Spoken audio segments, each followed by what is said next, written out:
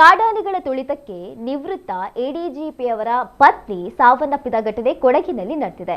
ನಿವೃತ್ತ ಎಡಿಜಿಪಿ ಅಣ್ಣಳಮಾಡ ಸುನಿಲ್ ಅಚ್ಚಯ್ಯ ಅವರ ಪತ್ನಿ 61 ವರ್ಷ ಪ್ರಾಯದ ಸಂಧ್ಯಾ ಮೃತ ಮಹಿಳೆ. ಮಾಹಿತಿಯ ಪ್ರಕಾರ ಸಂಧ್ಯಾ ಅವರು ಬೆಳಿಗ್ಗೆ ಸುಮಾರು 9 ಗಂಟೆ ಸುಮಾರಿಗೆ ಕಾಫಿ ತೋಟ ವೀಕ್ಷಣೆಗೆ ತೆರಳಿದ್ದ ವೇಳೆ ಏಕಾಏಕಿ ಕಾಡಾನೆ ದಾಳಿ ನಡೆಸಿದೆ. ದಾಳಿಯ ತೀವ್ರತೆಗೆ ಅವರು ಗಂಭೀರವಾಗಿ ಗಾಯಗೊಂಡು ಸ್ಥಳದಲ್ಲಿ ಸಾವನ್ನಪ್ಪಿದ್ದಾರೆ ಎಂದು ತಿಳಿದು ಬಂದಿದೆ. ಘಟನೆಯ ವೇಳೆ ಅವರೊಂದಿಗೆ ಇದ್ದ ಇಬ್ಬರು ಕಾಫಿ ತೋಟದ ಕಾರ್ಮಿಕರು ಕಾಡಾನೆಯಿಂದ ತಪ್ಪಿಸಿಕೊಳ್ಳಲು ಓಡಿ ಹೋಗಿ ಪ್ರಾಣಾಪಾಯದಿಂದ ಪಾರಾಗಿದ್ದಾರೆ.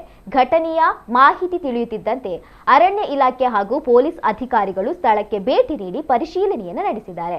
ಪ್ರಕರಣದ ಕುರಿತು ಹೆಚ್ಚಿನ ತನಿಖೆ ಮುಂದುವರೆದಿದೆ. ಈ ಘಟನೆ ಜಿಲ್ಲೆಯ ಜನರಲ್ಲಿ ಆತಂಕ ಮೂಡಿಸಿದ್ದು, ಕಾಡಾನೆಗಳ ಹಾವಳಿ ನಿಯಂತ್ರಣಕ್ಕೆ ಪರಿಣಾಮಕಾರಿ ಕ್ರಮ ಕೈಗೊಳ್ಳುವಂತೆ ಸ್ಥಳೀಯರು ಆಗ್ರಹಿಸಿದ್ದಾರೆ.